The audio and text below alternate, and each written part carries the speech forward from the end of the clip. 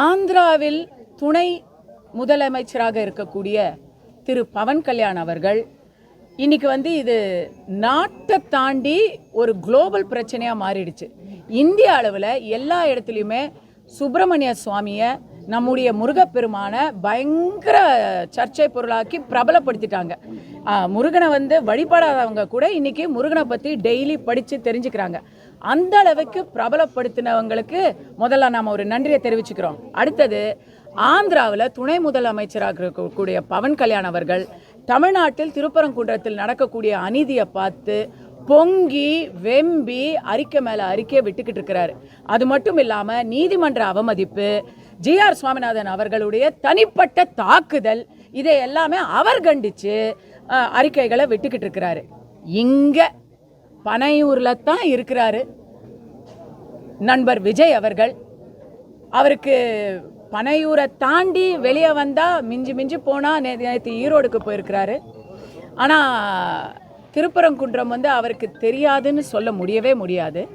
Christmas விழாவில் நேற்று பங்கெடுத்துக்கிட்டு இருக்கிறாரு.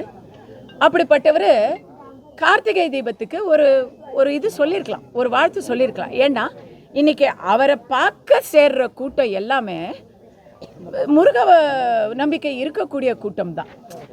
எல்லா மதத்தையும் அவர் மதிக்கிறாருன்னு சொன்னாதான் அவர் காமராஜர், வீர வேலு நாச்சியார், அஞ்சலையம்மாள் போன்றவங்களுடைய படங்களை வைத்து அரசியல் பண்ண தகுதியானவர். ரொம்ப முக்கியமாக இப்போ அவங்க பேரெல்லாம் சொல்கிறது இல்லை.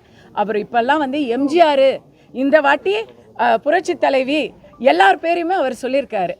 எம்ஜிஆர் புரட்சி தலைவி பேரை சொல்லி இனி நீங்கள் அரசியல் பண்ணணும்னு நினச்சா முதல்ல அவங்கள போல கடவுள் இருக்கு இல்லைங்கிறது உங்கள் தனிப்பட்ட நம்பிக்கைங்க. ஆனால் கடவுளை நம்புவோரை நீங்கள் மதிக்க வேண்டும். எந்த ஒரு சரி அதெல்லாம் கூட வேணாம். திருப்பரங்குன்றத்தில் ஒரு பக்கம் கண்ணில் வெண்ணெய், ஒரு பக்கம் கண்ணில் சுண்ணாம்புன்னு சொல்லி இத்தனை நாள் மலை மேலே சாமி கும்பிட எங்கள் யாரையும் விடலை.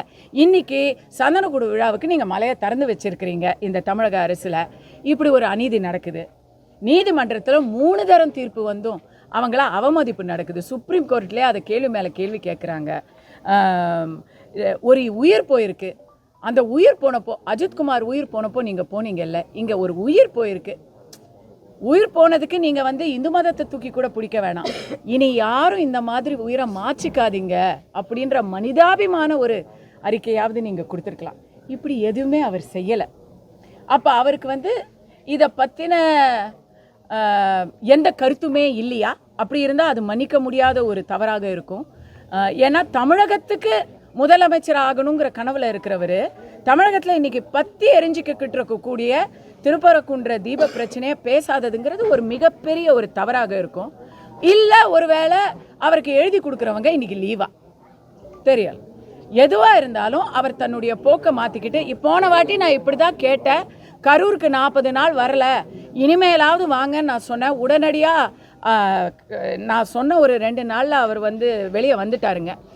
இப்போவும் நான் நண்பர் விஜய் அவர்களுக்கு, தளபதி விஜய் அவர்களுக்கு இரு கரம் கூப்பி கேட்டுக்கிறேன். திருப்பரங்குன்றம் விஷயத்தில் நீங்கள் ஒன்று ஆமான்னு சொல்லுங்கள், இல்லை இல்லைன்னு சொல்லுங்கள். மடந்தையாக நீங்கள் இருந்தீங்கன்னா உங்களுக்கு பேச விருப்பம் இல்லைன்னு நினைக்கிறதா, இல்லை பேச தெரியலைன்னு நினைக்கிறதா, ரெண்டுமே மோசமான அவுட்கம்.